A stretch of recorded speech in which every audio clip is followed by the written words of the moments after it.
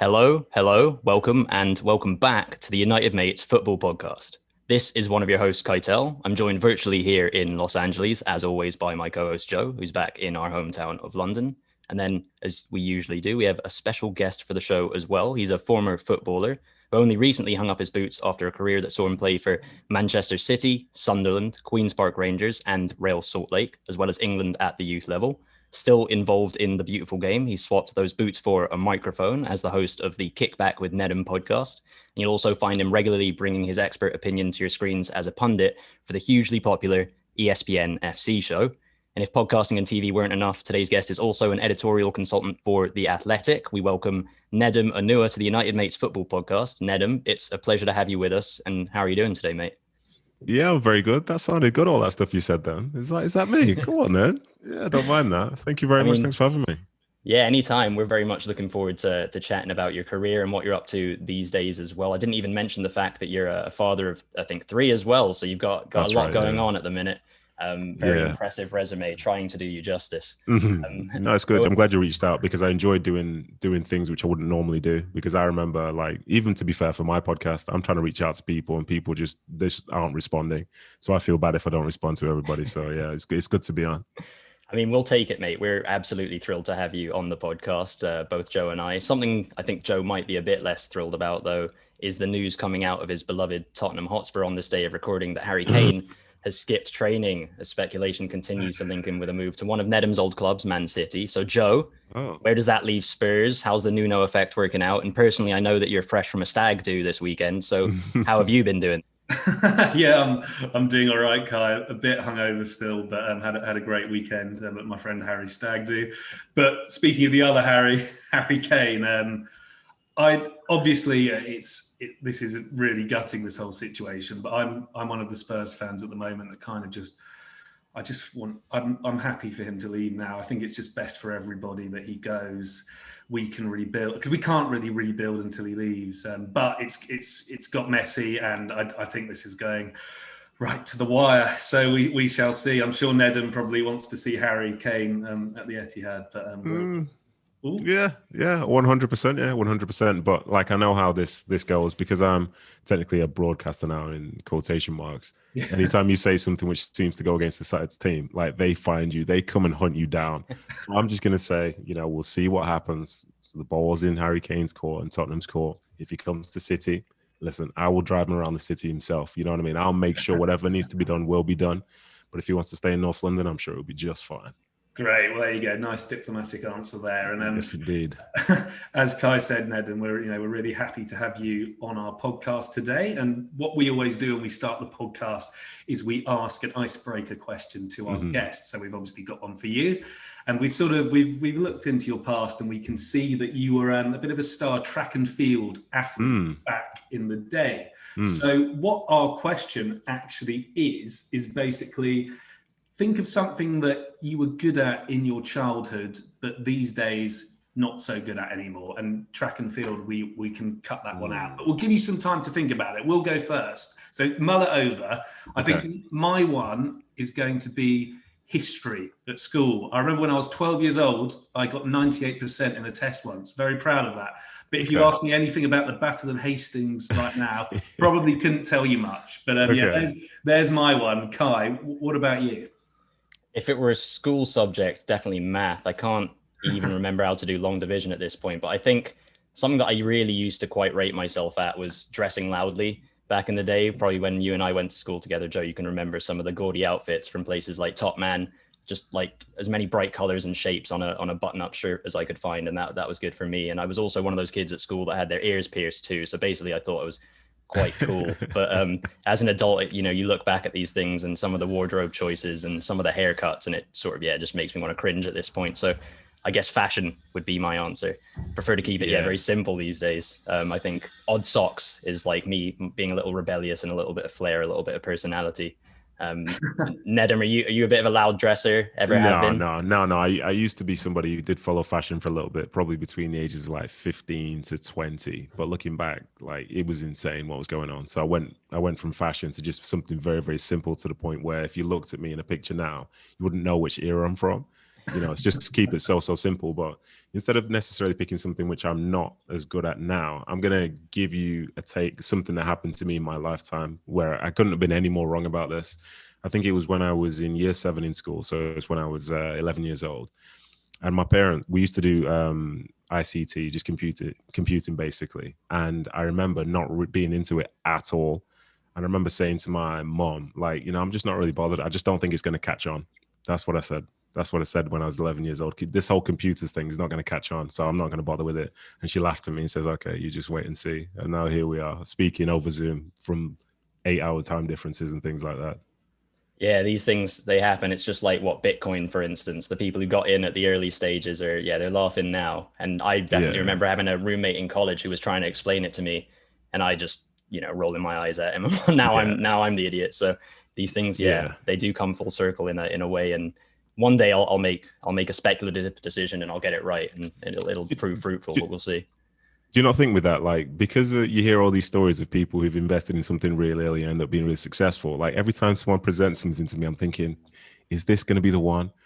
Is this going to be the one? Can I afford to not get involved in this? And 99% of the time it's definitely not the one, but there's just this little bit of doubt just because you think, well, maybe this is the next thing. But tough times. Well, I think that's actually kind of brings me to our first question, because we're going to stick with sort of childhood, but we're sort of just started talking about taking risks and sort of going out on a limb, maybe making an investment. And I think it's fair to say that, well, from the sounds of things, you took a bit of a risk when you were younger as well, but I'll catch up to that part. So sticking with, the good old days, Nedum, we're going to talk about your childhood just a little bit more. And of course, you were born in Nigeria and grew up in England with what I understand to be quite traditionally strict Nigerian parents as far as school coming first and things like that. So whilst academics were put on a pedestal at home, more than that, I'd say it sounds like your success in school was prioritized even at the expense of sports. I hear that you were basically forbidden from playing football or doing athletics. So this is the risk that I'm going to talk about. How did you manage to excel in both areas, academics and sports, despite your parents' wishes? And did you always in the back of your mind have a career as a professional footballer as your goal? Do you know, I didn't actually, but just because the focus was always on school. I just happened to be pretty good at most of the sports, which I did. And then I was one of the best players in my youth team and so on. But it always felt like it was a luxury to be playing. And I love that you've done your research, like really, really done your research. I love this. So every time I would go out and do something good on a Saturday for the academy or so on, or playing for school and all this stuff, like my parents loved it. They loved seeing me do well, loved seeing me play and all that stuff. But it was never something which was a guarantee. You had to work hard. There were no two ways about it. You couldn't decide to just slack off this week because you had a big game on Saturday. Listen, there's no big game on Saturday until you've done the work from Monday through Friday. That's just what it was. And as a consequence, as I say, I didn't think I had the same sort of viewpoint as other people who were in my academy team, where the sole focus was to be in the academy and try and get into a first team.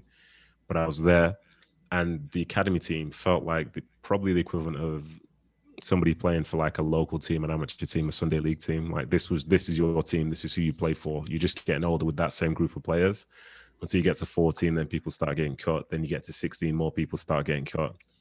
And then you get in for 16, 17 and you're in full time. And before you know it, you're seeing the first team training. You're getting calls to say, come and train with the first team, come and train with the reserves and stuff like this. And then it's very, very, very real.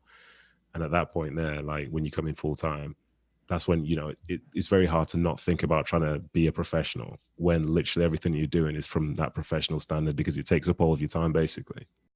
Yeah, no, it certainly sounds like it does. But as Kai mentioned, Nedum, your parents have this kind of school first attitude to you. But what qualities that your parents sort of had or instilled in you do you think actually were most important in helping you become a pro? Is there anything in particular in your upbringing that you think ultimately helped you become the footballer that you ended up being?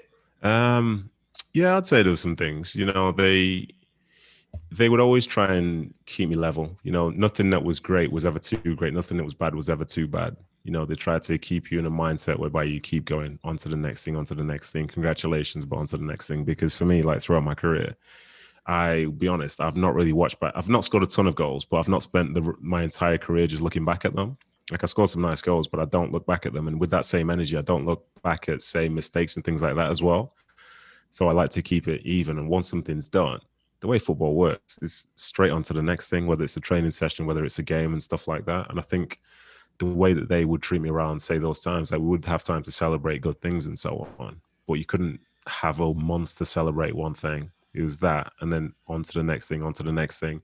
And as well as that, for me, when I was in school and when I was in the academy, due to my parents working the hours and stuff that they did, I had a level of independence where I had to figure out a way to get from school to the training ground, or to get from the training ground back to my house and stuff like this. And this would involve sometimes 3 buses at night time, straight after school, in your uniform, all this stuff. You've got your backpack, you've got your books.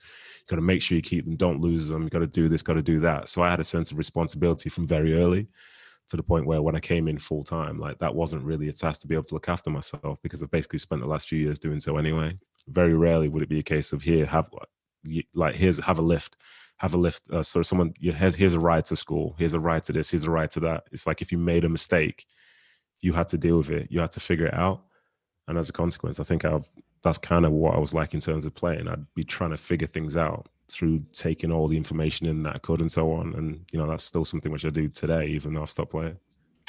Yeah, well, having that ability to take information in and keep a level head is clearly important, and it clearly, worked out very well for you. But moving on now to some questions about Manchester City, obviously a club very close to your heart. So you obviously joined Man City at a very young age, but you were also more or less a fan from a very young age as well. And I believe you even went to the 1999 playoff final, Division 2 against Gillingham, obviously a very sort of famous match from Man City back in those times. But look, Keitel and I'm a Spurs fan, Kai's an Arsenal fan. In 1999, obviously Man City had that brilliant match, but during the same time, on the red side of Manchester, they won the treble. They were literally, at that moment in time, the best team in the world, probably. So as a young Man City fan growing up at that time, who presumably knew United fans, how was it being a City fan back then? I imagine it's probably similar to our Spurs fan when Arsenal went invincible that season in 2000, whatever it was. You know what I mean? Like, there's nothing you can say. There's no pushback. There's no arguing point. You could say, maybe try and poke fun at the fact that they've lost the game from the City perspective, but then they'll say, but you're in Division 2. So like, you're not even close to being able to get a derby game. You're hoping for a cup tie against the team that's down the road from you, and that's tough, because you can have I remember I was a ball boy that season, and we had 30,000 people, but we were playing the likes of like Rochdale and Berries and things like that. And it's insane to think about, considering how big the club is and how big the club was then as well. So it was tough. Like when I signed, I wasn't the biggest City fan when I signed when I was 10 years old, because I remember I think maybe from the year before, but I think it was when United were playing Liverpool in the FA Cup final. I had a cassette tape of United's song for the FA Cup that day, and he used to play it and stuff like that. But I was just taking in football. But then I joined City, and then before you know it, City was like, that's my team, because I invested so much time into being a part of it, wearing little things like wearing the same kit as like the first team that you see, coming to the training ground where the first team are training. I remember being the guy who's standing outside looking for autographs after first team training sessions and stuff. And being a ball boy was incredible as well, to get a feel of that atmosphere and to see the players walking around. So that was great. But, it wasn't necessarily the thing. You didn't wear it like a badge of honor. Like some of the younger City fans these days, to say they're a City fan, that's like the best thing you could possibly say. Like, your life is stress-free. If they draw a game in a month, it's like, oh, it's a crisis. And so I remember seeing them lose to like local rivals and stuff in Division 2, and like the stadium is just it's hostile, to say the least. So yeah, it was being a City fan hasn't always been great, and I think people born after me are probably quite glad that they didn't have to experience some of those days, because they weren't great. I remember the times. It sounds like your affiliation with the club clearly runs a lot deeper than mine. I remember back in the day, obviously being like a rival of United. Arsenal and United were sort of going for championships together, and I had a City kit with Darren Huckerby on the back for no reason at all. Just thought it was kind of a nice novelty, and I didn't feel like I was stepping on my Arsenal supporting toes by doing that. But sticking with City, and actually sort of almost going back to something you mentioned earlier, talking about going through the academy with the same group of lads until they end up getting cut. But at the time that you were sort of part of the academy, and then later when you were first in and around the first team, you're actually part of a really exciting crop of young British players who I think if memory serves, probably the likes of Stuart Pearce and maybe Kevin Keegan were quite confident about when it came to giving you guys minutes. I'm talking about obviously the likes of yourself, but then there's also guys like Stephen Ireland, Ishmael Miller, Michael Johnson, Daniel Sturridge, Micah Richards, Ched Evans, Willow Flood, Kelvin Atuhu, and even Kasper Schmeichel too. I know you're not all exactly the same age, but there's probably a bunch of names I've even left out. But undeniably, you know, all of these guys can play. Do you think that the influx of riches that would come into the club ended up potentially derailing a few of these careers? Do you think that individually and collectively you guys could have achieved more had the club kept faith in you? Did any of you sort of suffer in your development because of the club's takeover? Not necessarily suffered in terms of development, but in the long term, I think there was a shift from the academy focus, which it once had, to one being more of like a finished product or something very close to a finished product type of mentality. Because I remember myself, for me, I was one of those guys that came through, and like, we're forgetting to mention people like Bradley Wright Phillips, Sean Wright Phillips, and so on, and there were a ton more. And that was the expectation that every year someone from the academy would come through and they'd be playing tons of games, like talking Glenn Whelans as well, Willow Floods, there were a ton of people. And that was good, but some of that was probably because they didn't have the funding to be able to do so. And we were a good Premier League team. At our best, we were probably top 10, like talking between 8th to 10th or something. At our worst, we're probably 14, 15, 16, something like that during that time.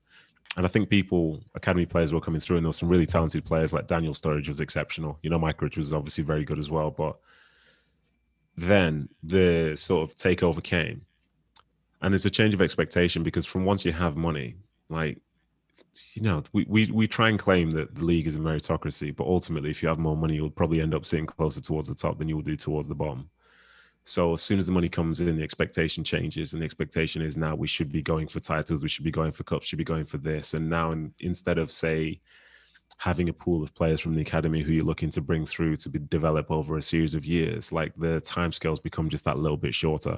And you need success this year, you need success now, you need success this month, and you have the money to be able to do it.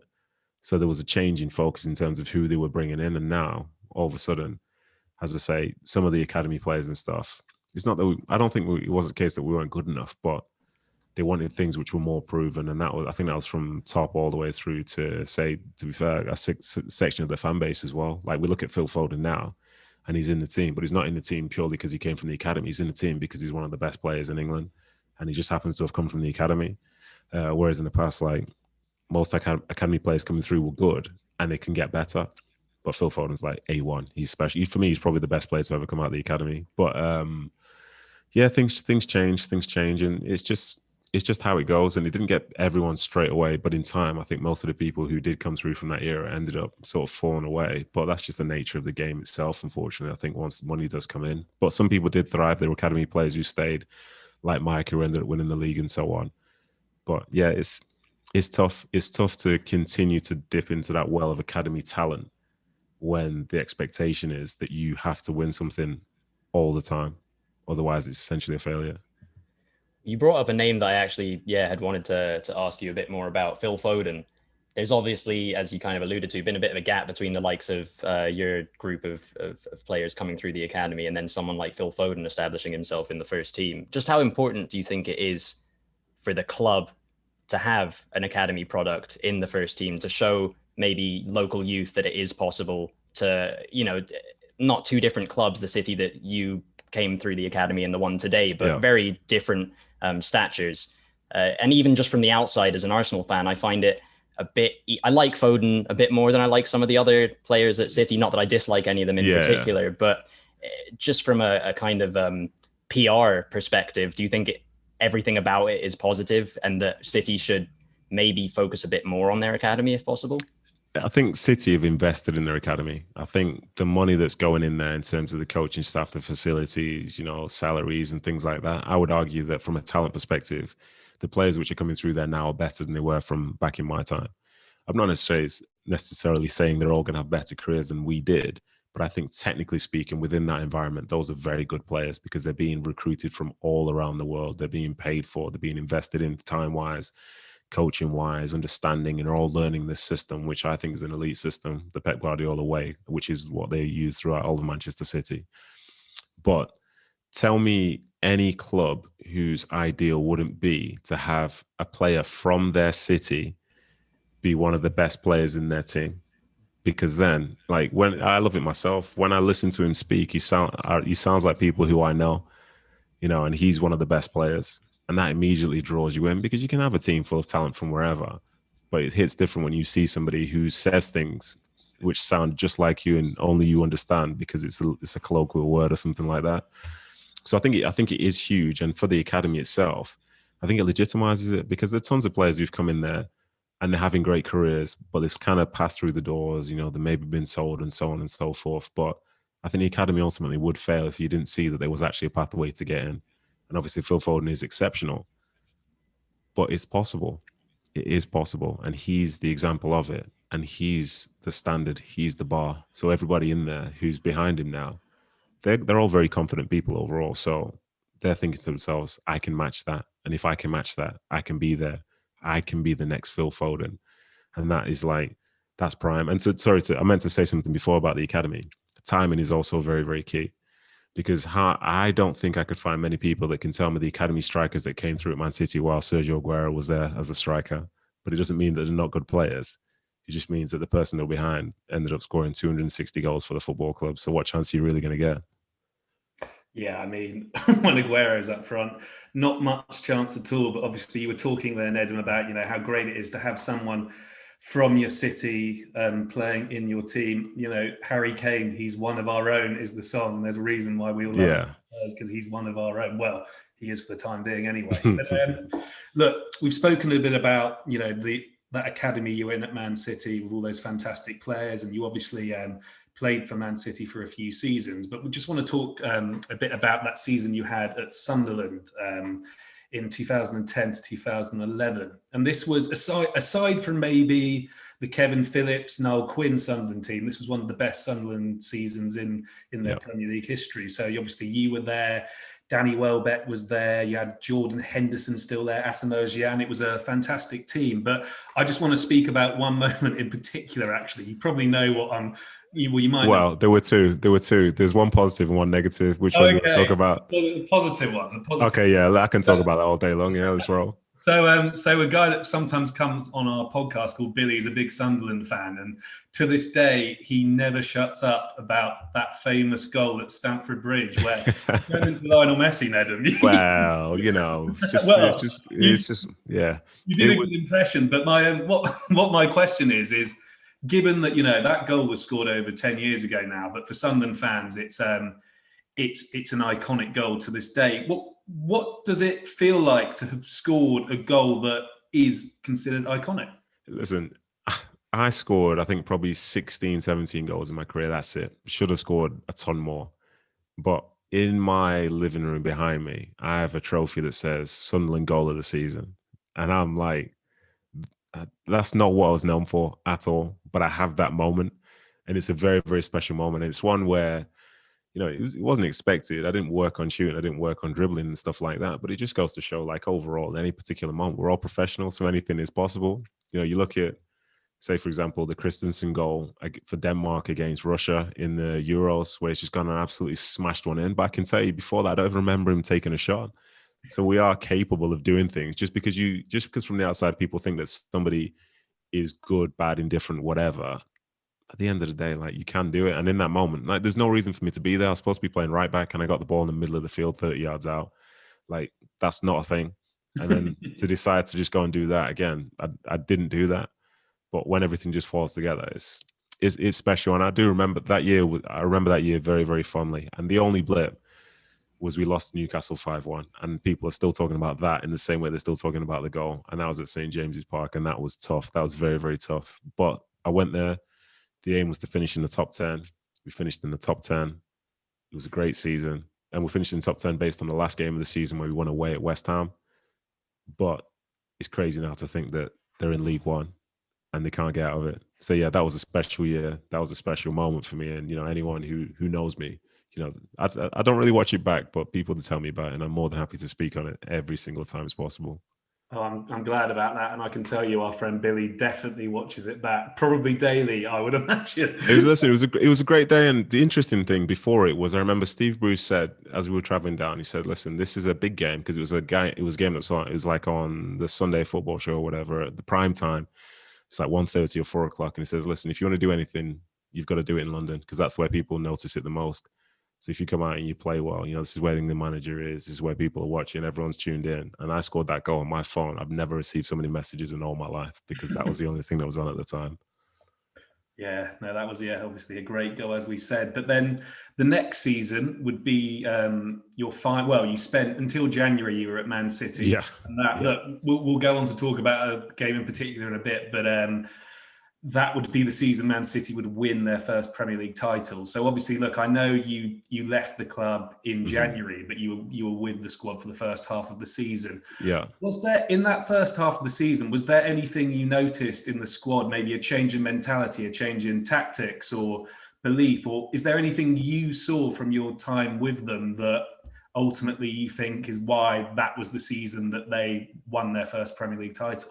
Well, I think the first thing to mention is the year before when I was on loan at Sunderland was when they won the FA Cup. So that's the first time that they've picked up a trophy. And now there's a different level of expectation at the club. Where do you go after winning a trophy? The next season, the plan is to win another one because there was more investment again that summer. I think that was when Tevez maybe came for that. Not Tevez, Aguero maybe came that season. I think he came that following year. So you're seeing that they're bringing in players like that when you've already got a Tevez, when you've got a Zeko, you've got Balotelli's and all this stuff. And I looked around, and it wasn't like I was training with the squad for the duration of the time, but you looked at that team, and it was a team full of people who don't have to acknowledge the history of what Man City were. And it's now a team of people who are trying to create a future for the club. Whereas, with all due respect for people like myself and so on, for example, when you go to Old Trafford, you can't help but remember all the times where you've left that stadium disappointed. But for City that year, you're now looking at a bunch of people who go to Old Trafford just expecting 3 points. And that sort of switch in mentality and the change in expectation. And with Mancini, for his downs and stuff, he was a manager who was very confident.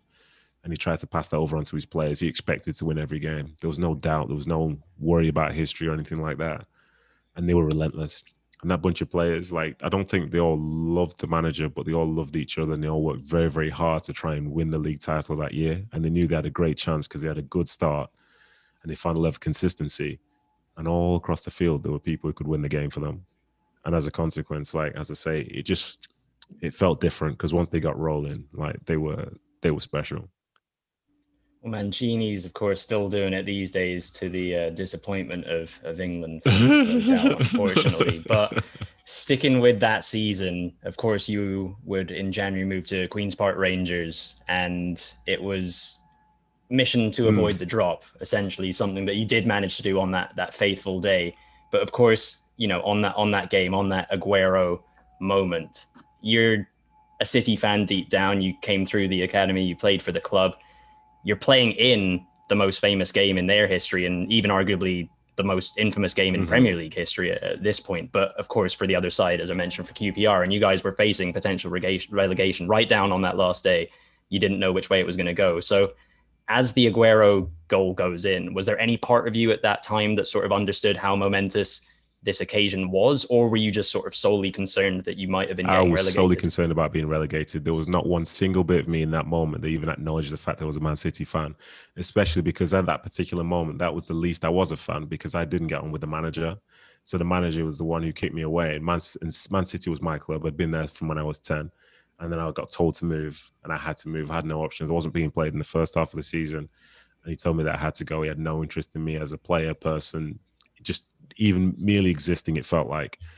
So I wasn't all in with the club at that point because I knew he was in charge of it.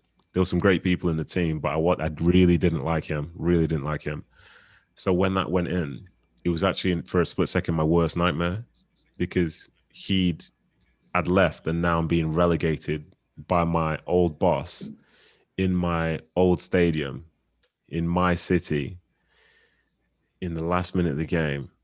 And I was absolutely devastated. So much so, this is how specific it was in terms of how disappointed I was. So I told you I don't really watch games back.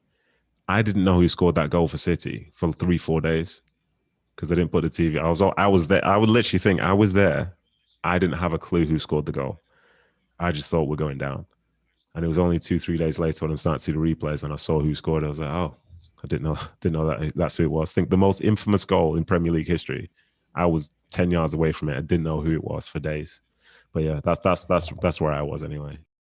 It is crazy, but I suppose after the fact, once your survival was confirmed with QPR, obviously you would have celebrated that with your teammates and with the fans. But did you at any point allow yourself, differences with Mancini aside, to celebrate for City and the sort of achievement that the club had, for the first time in their history, winning a Premier League? By the way, I apologize if my light's flickering. It does this at nighttime. This is like the sign for me to go to bed. But anyway, so as soon as the goal was scored, I went to find Joe Hart.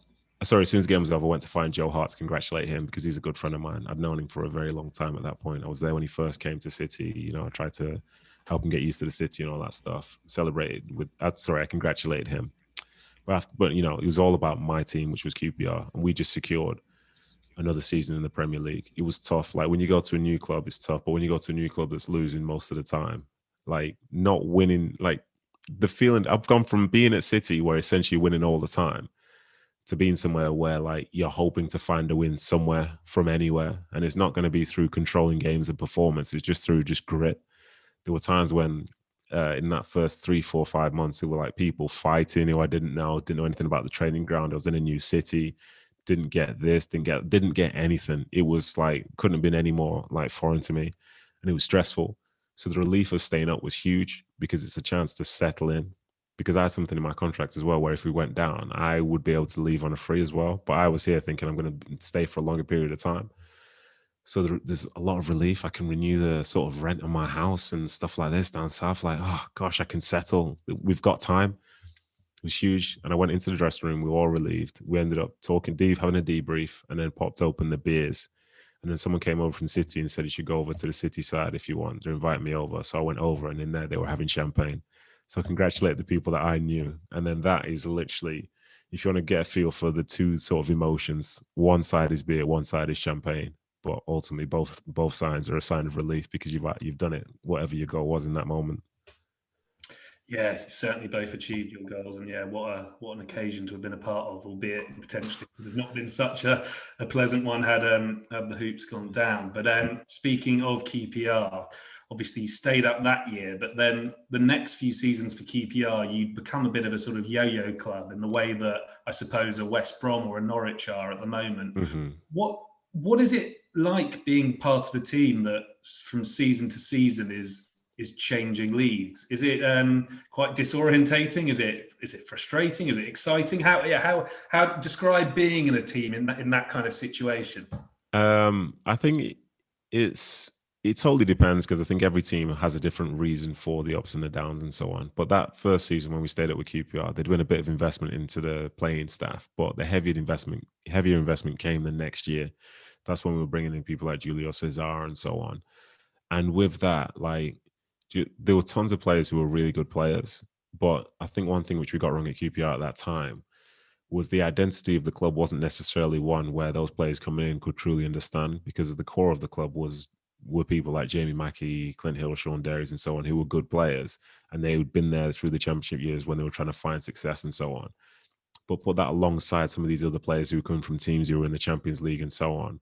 And like when everything's going well, everything's easy. But when you're not winning games, you've got significantly different opinions on how to get better, how to change things. And at that point there, people who've coming from Champions League situations, they're not expecting to be in a relegation dogfight where you've not won for 10 games and stuff like this.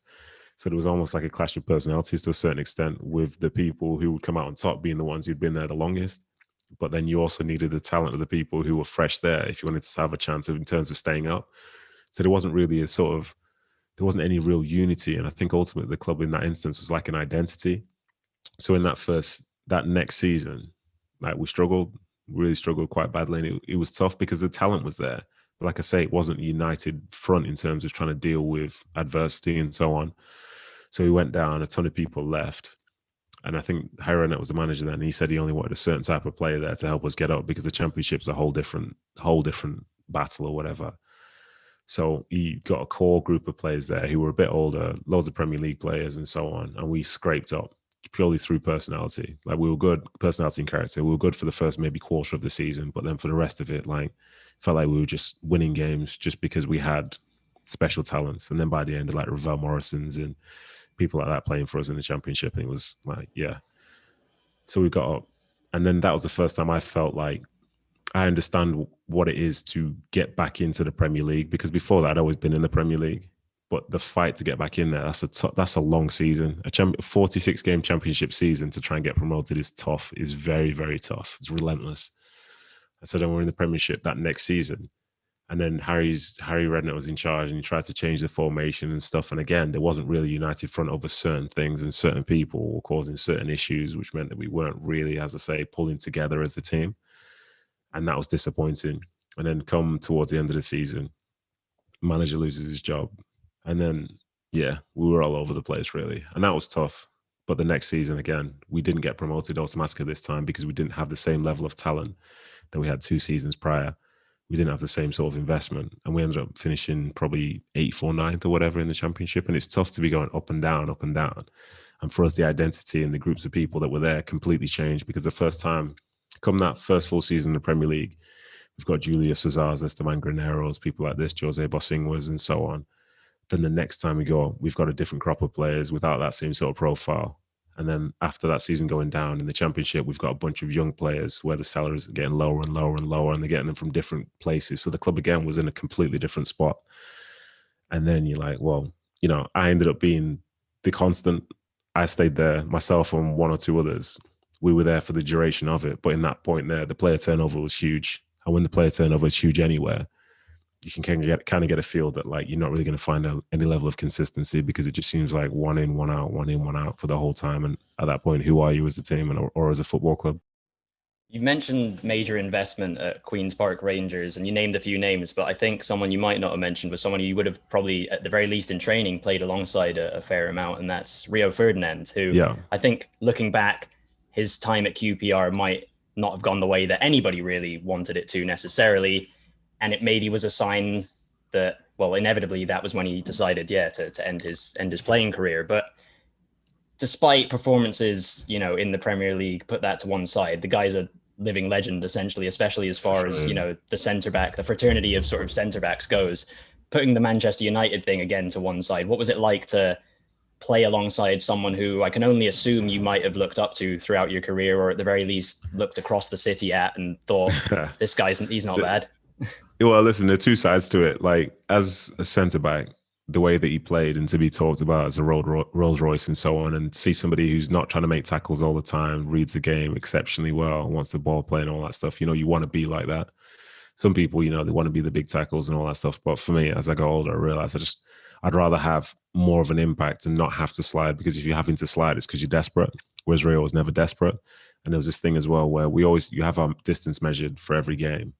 And he was the sort of prototype which I wanted to follow, because he would run as little as possible but have the biggest impact possible. Whereas I'd have to see loads of people who try and run as much as possible, but I say, well, you're running a lot because you're not in the right spot. So I'd say I probably learned a lot from him with that, to see him around. I saw his work ethic and so on, and he wasn't at his best, but every so often he'd be showing glimpses of exactly who he was, because this is a guy who, you know, from young was an incredible player, and then did it all with Manchester United. You know, he was involved in one of the best centre-back pairings in Premier League history with him and Vidic and so on. So it's good to see him. And don't get me wrong, it wasn't prime time Rio Ferdinand, but he was more than capable of playing in our team. But the only downside is you're having to defend probably 3-4 times as much as you probably would do at Man United, and you're a lot more exposed and things like that. So it didn't necessarily work out. And obviously that year was the year I think his wife passed away as well. So it was a tough year for him, tough year at the club as well, with us going down. And it was a shame. But just to be able to just speak to him about football and just be on the field with him, you know, communicating with him, talking with him, playing the game together with him, like, I can say not many people have had the chance to play centre-back with Rio Ferdinand, but yeah, I did that for a year. Yeah, you certainly did, and yeah, what a player to have played alongside. But you obviously then we talked about the yo-yo period. QPR would then sort of consolidate their position in the Championship, and you remain there, as you said, for a few years. But in 2018, you would make the move over to the United States for Real Salt Lake. And I guess the thing that's interesting about that move is when you think of an English player moving over to the MLS, you normally think of someone going to, somewhere in California, one of the New York teams, or something like that. So I guess my question really is, why? Well, what was it like living in Utah? What was that experience like? Because that is just quite interesting to know how that was. Okay, so when I was leaving QPR, the plan was initially to stay in England. And then when I saw the interesting stuff that was involved, I thought, well, this opens up the whole sort of like world market as such. And then I saw Michael Mancian, I think it was, went to the MLS that summer, and I think Wayne Rooney did as well. And like, I'm friends with Michael Mancian, and he said he really enjoyed it. So I thought, well, maybe this is going to be an option. But then upon opening that MLS book, you start to realize how it's a whole different setup to say what it is in England. From rules about, say, boots you can wear, to transfer windows, to like DP slots, to international slots. Like, I'm thinking, whoa, like at 32 or whatever, or 31, I'm having to really rethink what football is. And then at that point, I had 3 kids.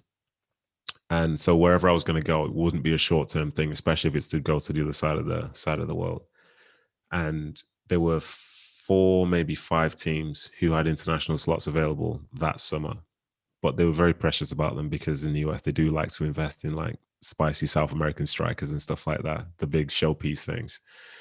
But I think there was Houston, there was Orlando, there was potentially LAFC, there was RSL, and I think maybe one more.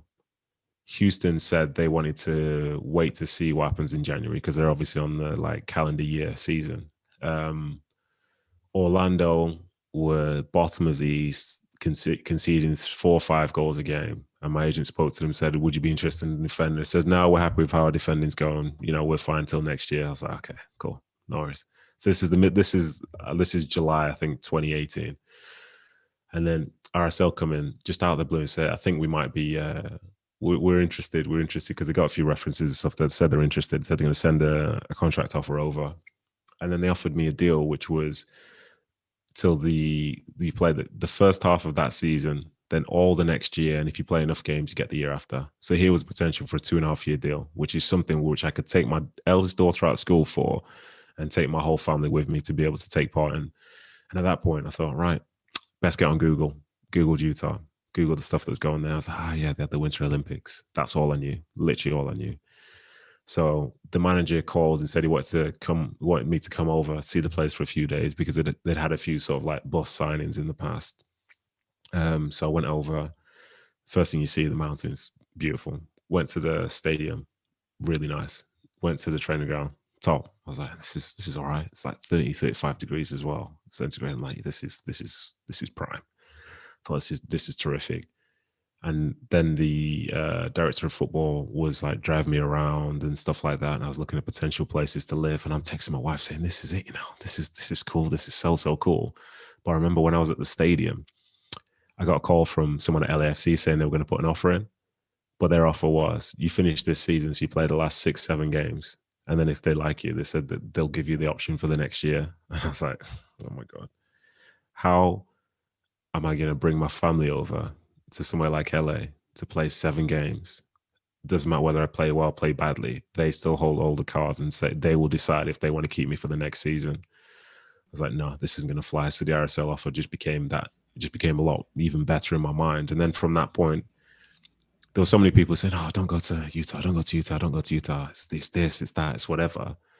But as a man with 3 kids who doesn't go out all the time and wants to like see the world and see nature or whatever, I was living at the base of a mountain range, looking down into a valley, had the best weather I've ever experienced in my life, met some of the nicest people I've ever met in my life, and had a stadium where obviously it's different in terms of like MLS football and so on. But I could bring 3 of my kids to the game and not be worried about hostility and stuff like that. I'd been through that stage where I was at Loftus Road and it's like incredibly partisan, like it's nuts there. It can be incredible when everything's going well. But here was a place, whether it was going well, going badly, people were very nice. They were always happy to see it. People could be around.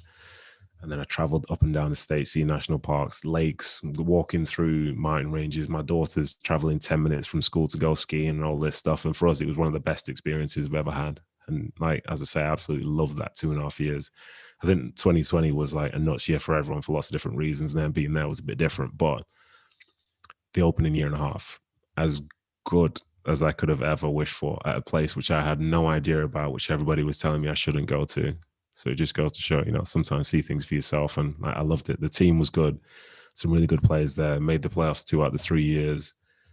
And I think I made a difference. So, like, what more could I have asked for?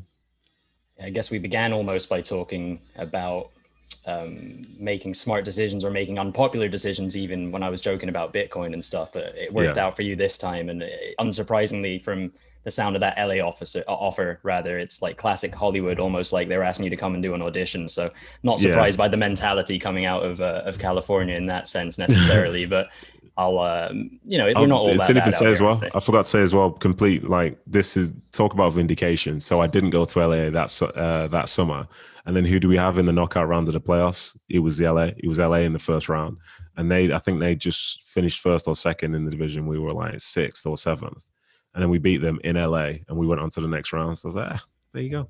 Decision made. Great goal. A win-win. Yeah, exactly. Yes. But you, again, referenced 2020 being a bit of a crazy year, and that's pretty undeniable. Otherwise, I might be being a bit presumptuous, but what role, if any, did the pandemic play in your retirement? From what I can tell, you didn't take part in the MLS's back tournament, I think, which was over in Orlando. That's right, yeah.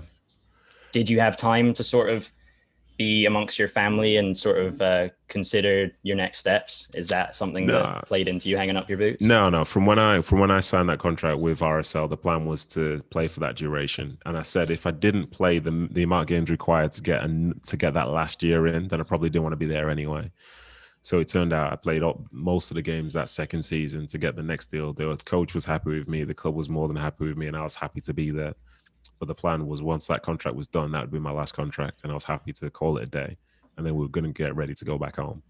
So the pandemic didn't have any sort of play in terms of when I was going to retire. It had a play in terms of how the season finished, because it finished without fans overall and stuff like that. But like I say, the plan was always the plan.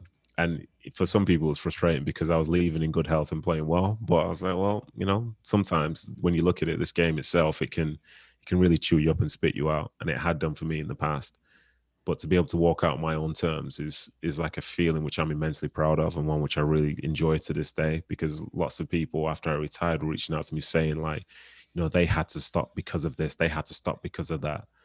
And the fact that I was able to stop, to be at a place whereby I was really appreciated, and to be able to walk away and know that I can go back there whenever I want, and to be received in open arms for what I did in that time, like, it was fantastic. But to talk about that tournament in the summer, one of my issues with the MLS as such is that, like, I feel like the league has all the leverage over the players, because it's not like in England and so on where, you're contracted to your club, like you're contracted to the league. So essentially, if the league wants to host a tournament on Mars, chances are people will have to go into training to go and travel to Mars. That's just what it is.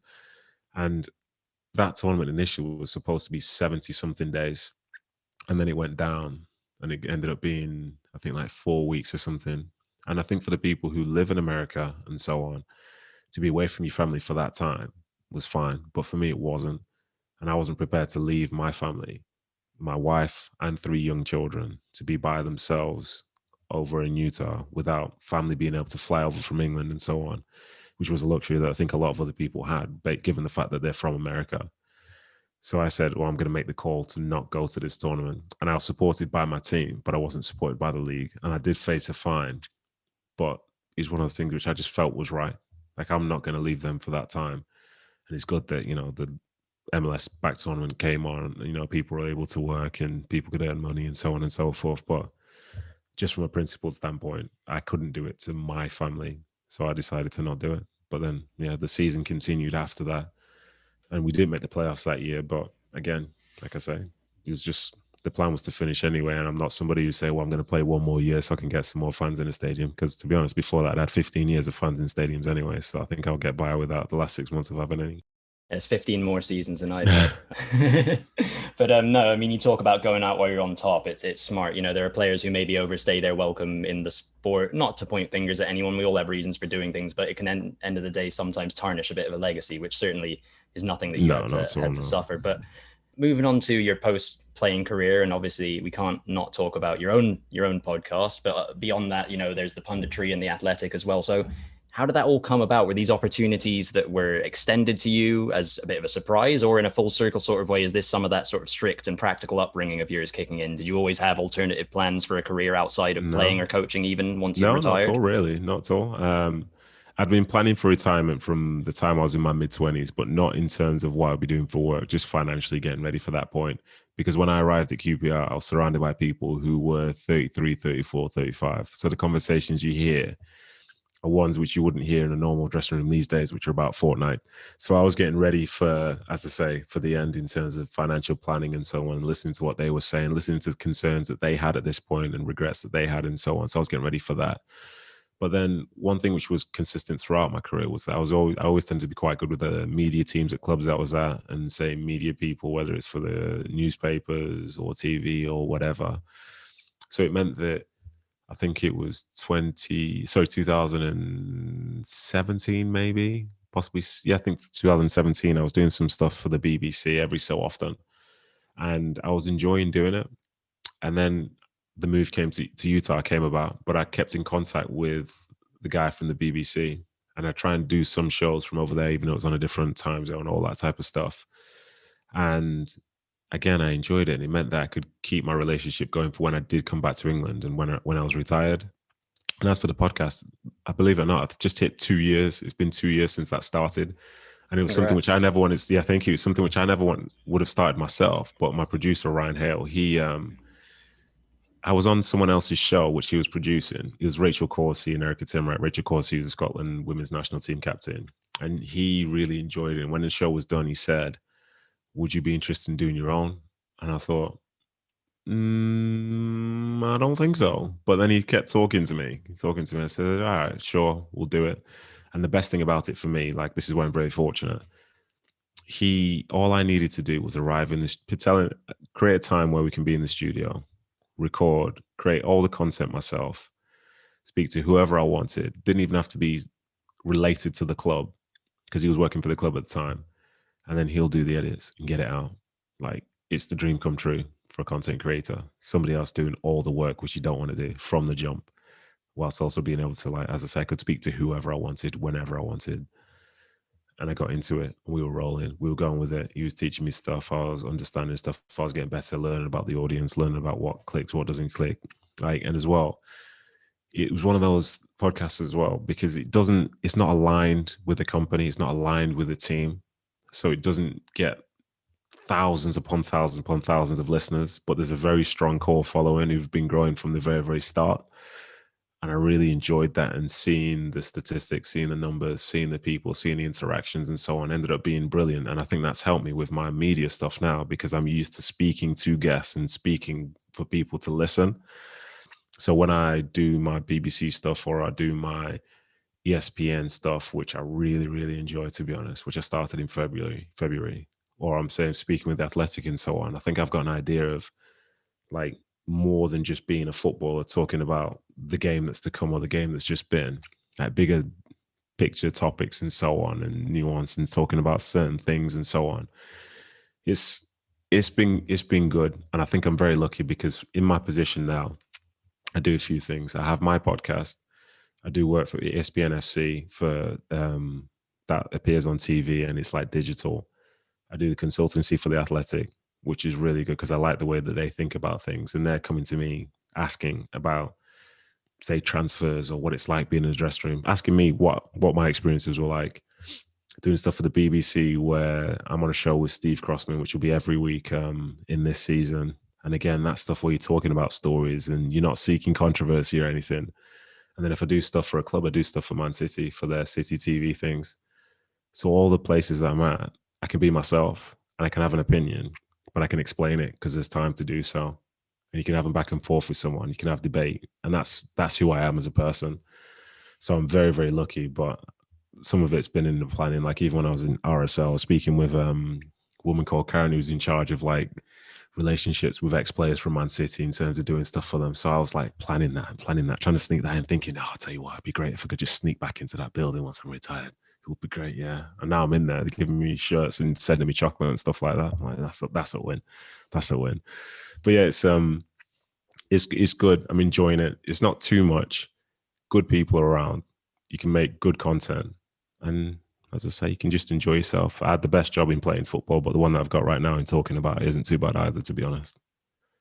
Well, it's fantastic. You're still enjoying it. And I know Keitel and I are big fans of Kickback with Nedum. So long may that Thank you. continue. But that does bring us to the end of today's podcast. So I want to say a big thanks to my co-host Keitel, and an even bigger thanks to our fantastic guest today, Nedum. Nedum, it's been great chatting to you.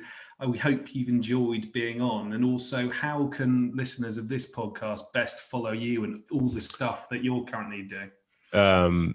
Best way is through Instagram and Twitter. The handle is kickback_Nedum. There'll be links in there to podcasts. You'll see stuff, shows which I'm doing and so on.